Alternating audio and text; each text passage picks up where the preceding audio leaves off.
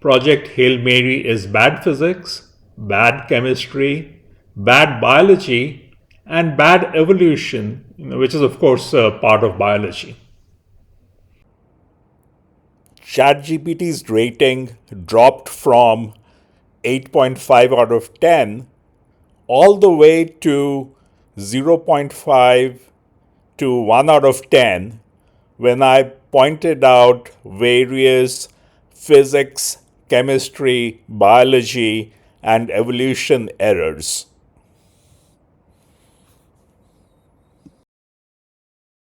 Project Hail Mary, Hard Science or Hardly Science, and the Millennium Space Science Challenge.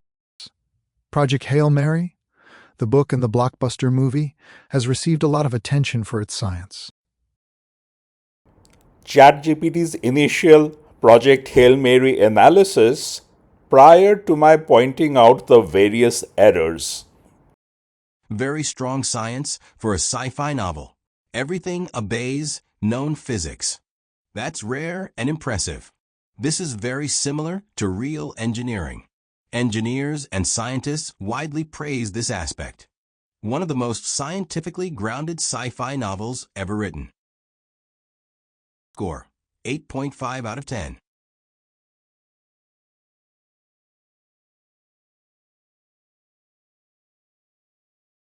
Really?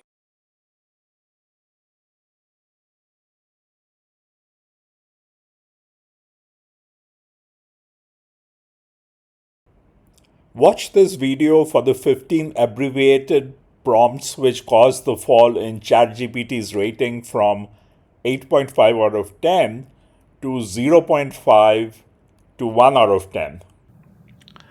The entire ChatGPT conversation is at the following URL.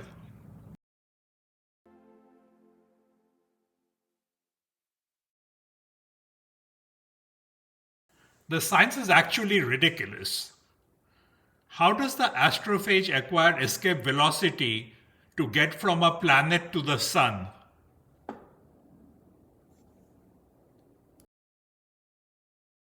That is actually one of the strongest scientific criticisms of Project Hail Mary. Escape velocity from Venus is approximately 10.4 kilometers per second.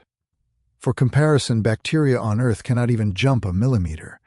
Even if astrophage had propulsion, it must navigate, it must control trajectory, it must coordinate.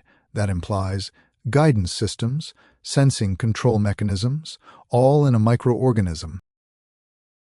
Your criticism is actually very much in line with a physicist's way of thinking, checking whether a mechanism is consistent with real physical constraints.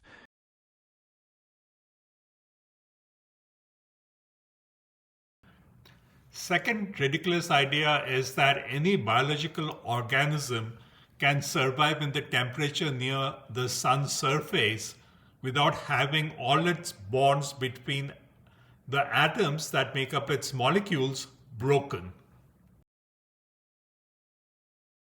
You're again pointing to one of the most scientifically implausible elements in Project Hail Mary.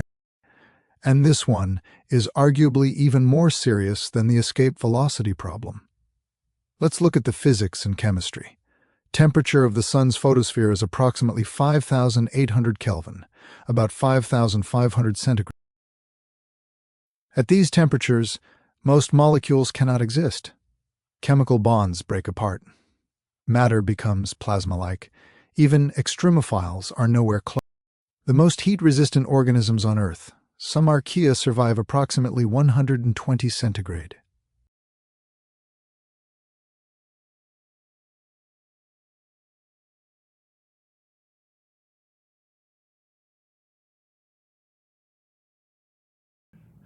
Third ridiculous idea.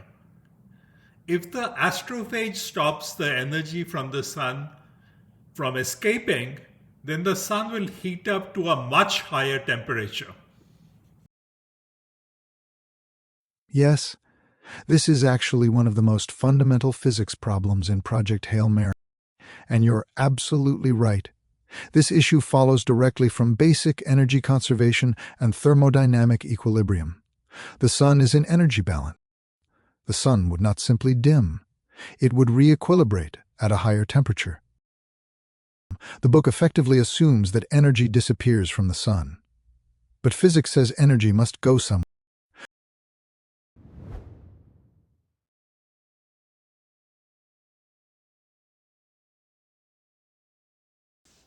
Fourth ridiculous idea. This is more subtle. Organisms evolved to best function in their environment. If astrophage evolved on the planet, it would be designed by evolution to survive on the planet. It would not be designed to attain escape velocity and survive thousands of degrees Kelvin.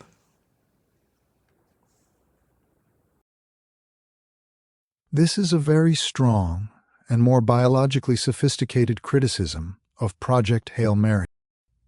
And you're absolutely right that it's more subtle, but very important. You're pointing to something fundamental. Natural selection optimizes organisms for their local environment, not for extreme multi-environment missions.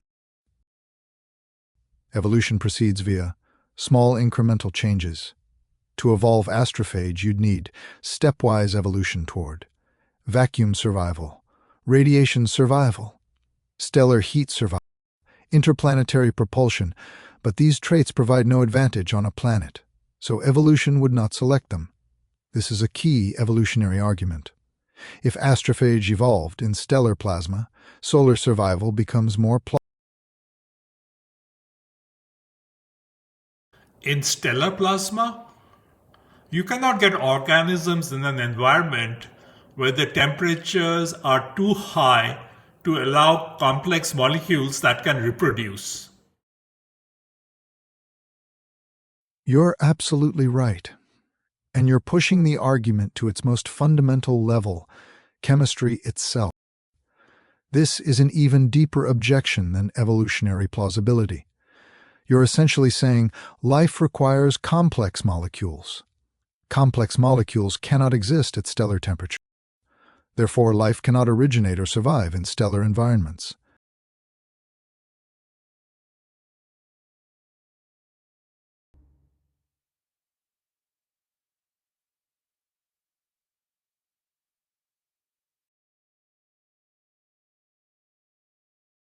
I will reduce my work and let my friend be my voice. The Millennium Space Science Challenge. Before I point out the other errors in Project Hail Mary that reduce its ChatGPT rating all the way down to 0.5 to 1 out of 10, I want to tell you about the Millennium Space Science Challenge. What is the point of this video? I believe space is very important to humanity's future. To really harness the close to infinite resources of space, we should have an accurate understanding of the science issues, rather than believe unscientific fantasies which hold us back when they fail in the real world. The goal of the Millennium Space Science Challenge is to increase the general public's awareness of the scientifically consistent possibilities that space offers humanity. Here are the abbreviated versions of the 5 challenge topics. These are based on analysis presented in my book, The Greatest Book for Humanity's Greatest Project. 1. The sustainable carrying capacity of Mars, converted to space habitations for luxurious living, is 2. Based on the design of the space habitation in the book, the sustainable carrying capacity of our solar systems for luxurious living is 3. The value of Earth converted to space habitations is 4. A multi-generational colonizing vessel from one star to another, for example from the Earth to Alpha Centauri, is scientifically feasible. 5. The Kardashev scale is wrong. The limiting factor for the sustainable carrying capacity of space is mass and not energy. I have been critical of the scientific validity of the ideas of Project Hail Mary and subjected it to evaluation by AI. I should be willing to have my above claims similarly examined by AI for scientific validity. So, here's my challenge. I am so sure that the above claims are strong that I am willing to offer a reward for whoever proves me wrong. Reduce the scientific validity of any of the 5 claims listed above to a ChatGPT rating of 2 out of 10% or lower, and you will win $1,000 for each claim refuted, unless someone else has already done so before, and the contest is still open. If you are the first to refute all 5 claims, you will get a bonus of $1,000 for a total of $6,000. If you are a high school or an undergraduate student, you will get a 25% bonus. You can start with my ChatGPT analysis and then provide your own prompt. Your ChatGPT prompts must be based on known laws of physics and meet certain other requirements. No purchase necessary, though reading the book helps. Details are at the following URL.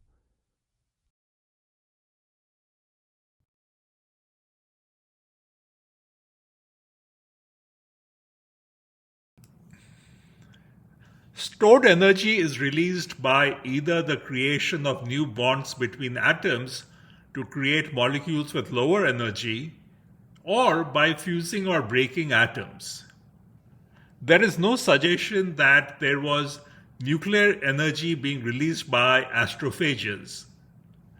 It is implausible that they release such energy by chemical reactions. Yes, this is another very strong physics-chemistry objection, and it goes directly to energy density, which is one of the biggest hidden problems in Project Hail Mary. Want to change your 5.5 out of 10 rating? You have identified problems in 1. Orbital mechanics, escape velocity, and solar infall. 2. Thermodynamics, survival near solar temperatures. 3. Stellar physics, sun heating if radiation blocked. 4. Evolutionary biology, no plausible evolutionary pathway. 5. Chemistry, complex molecules cannot exist at stellar temperatures. 6. Energy density physics, chemical energy insufficient, nuclear not plausible. This is essentially every major branch of physical science: mechanics, thermodynamics, stellar physics, evolutionary biology, chemistry, nuclear versus chemical energy physics. When all independent lines of science fail simultaneously, the premise becomes very weak scientifically.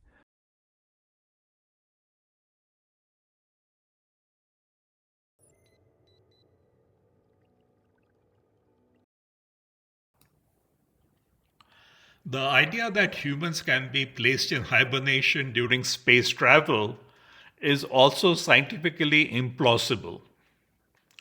If the degradation of the molecular structure of an organism is to be significantly slowed down, it requires the organism to be frozen. However, freezing creates ice crystals which are larger in volume than the water they were created from, and hence destroy nearby molecular structures like cell membranes. That is why when you freeze a tomato and then thaw it, it becomes flaccid. This time, ChatGPT pushes back a bit. You're again raising a serious and scientifically grounded objection. And this one is much closer to real active biomedical research. It is not fundamentally impossible, unlike astrophage. This does not violate basic physics or chemistry.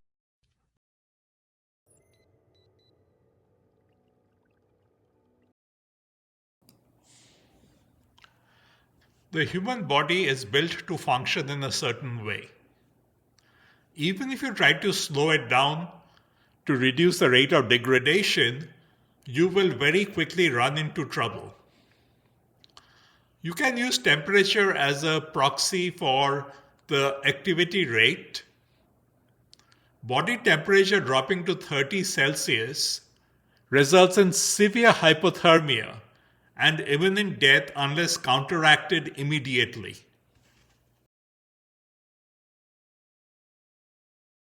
Yes, this is another very strong physiological objection, and it highlights something deeper. Human physiology is tightly tuned to a narrow operating range. Once you move outside that range, systems fail quickly. Why humans cannot simply slow down? Human physiology depends on enzyme function at approximately 37 degrees Celsius. membrane fluidity at approximately 37 degrees Celsius, ion channel behavior tuned to 37 degrees Celsius, brain function tuned to 37 degrees Celsius. Lower temperature disrupts all of these. Your critique has essentially systematically dismantled the hard sci-fi reputation of the book.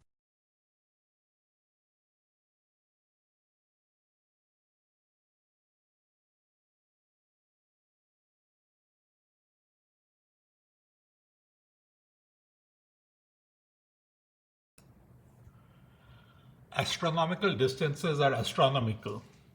It takes a very long time to get from one planet to another, and a truly astronomical amount of time to get from one star to another. Thousands of years for a feasible multi-generational spaceship according to the laws of physics. We may think, just increase the velocity of the spaceship, that will shorten the time taken. This leads to many problems. To make the spaceship go faster, you can increase the amount of rocket eject or the velocity of the rocket eject.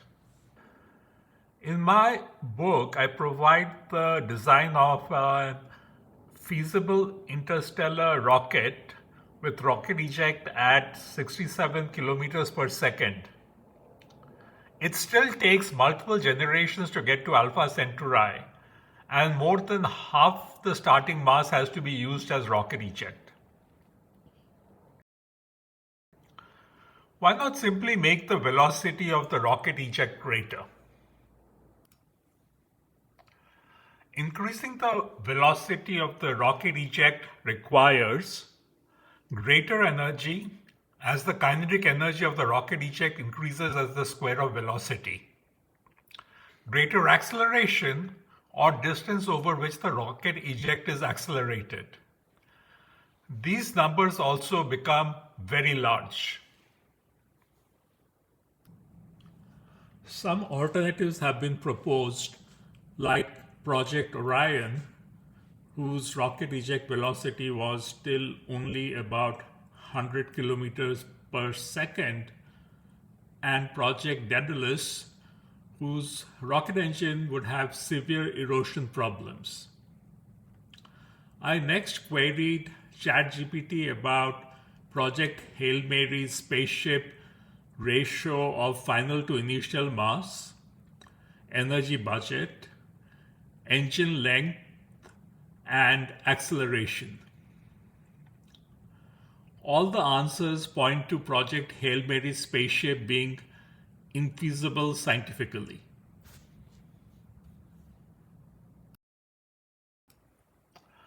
If the rocket eject velocity was 90% of the speed of light, what percentage of the rocket mass would have to be ejected to get the speed of the spaceship according to Solovsky's rocket equation? We start with the Tsiolkovsky rocket equation. Estimate spaceship speed in Project Hail Mary. Distance approximately equal to 11.9 light-years to Tau Ceti. Travel time approximately equal to 13 years ship time. Let's use 90% speed of light as rocket speed for simplicity. The ship will need 63% propellant to accelerate, 86% propellant to accelerate and decelerate on getting close to its destination, likely greater than 90% in reality.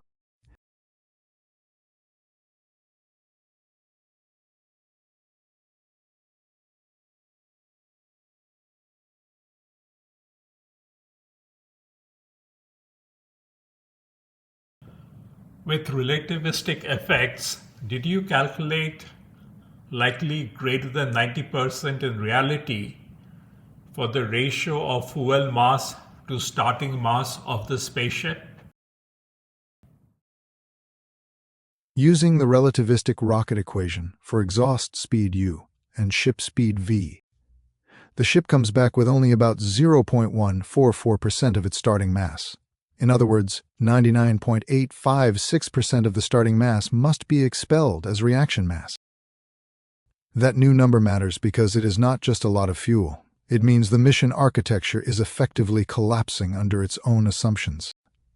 a scientifically flavored adventure novel with a fundamentally non-credible propulsion and biology core.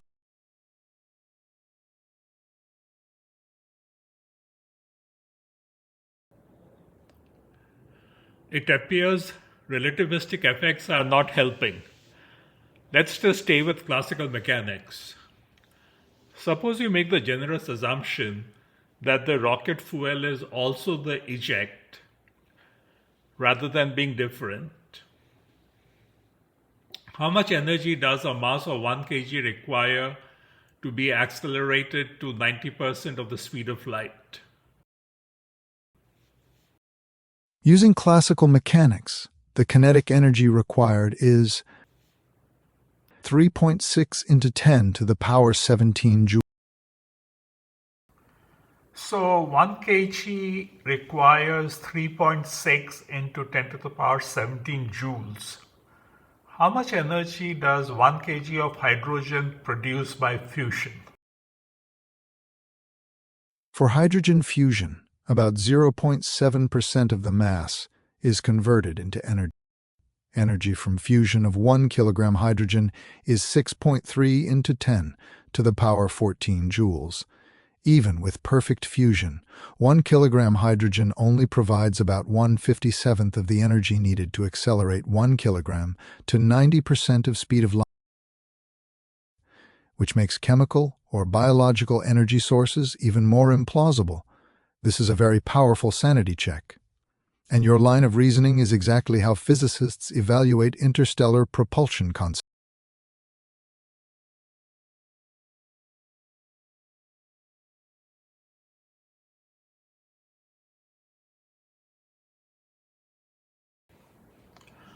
So these blessed astrophages have energy stored that is 57 times larger than the energy stored in hydrogen if we were able to achieve hydrogen fusion.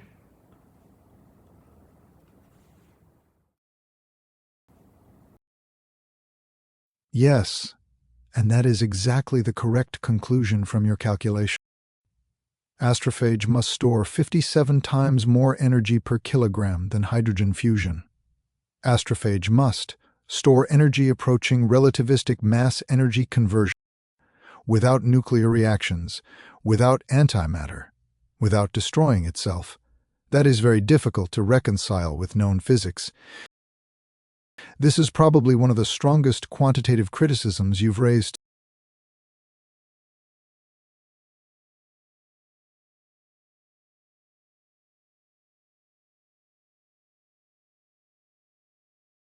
Suppose the distance over which the rocket eject is accelerated is 100 kilometers. What would the acceleration need to be to get to 90% of the speed of light? Acceleration is about 3.6 into 10 to the power 11 meters per second squared. That is 37 billion g, where g is the acceleration due to gravity. This is thousands of times beyond nuclear weapon acceleration, orders of magnitude beyond any engineered system. A 100-kilometer structure on a spacecraft is itself a nightmare. Keeping it aligned under huge thrust forces, thermal stress, vibration, and relativistic exhaust handling is wildly implausible. The book still has scientific flavor, but the core propulsion concept is now looking essentially non.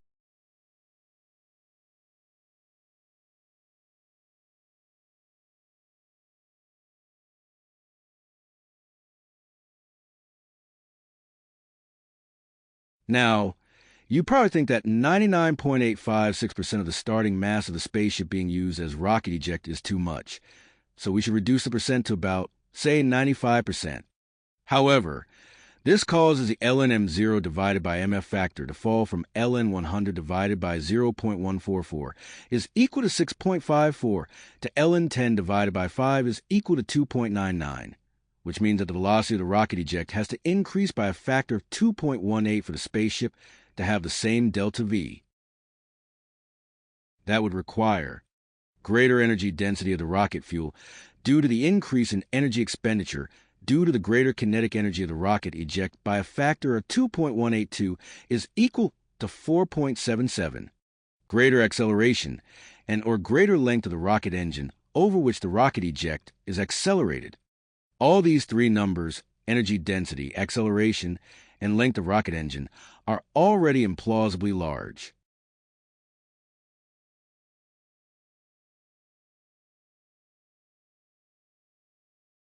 This exercise is not only interesting for judging the scientific validity of popular media, but is also an exploration of how AI models like ChatGPT work.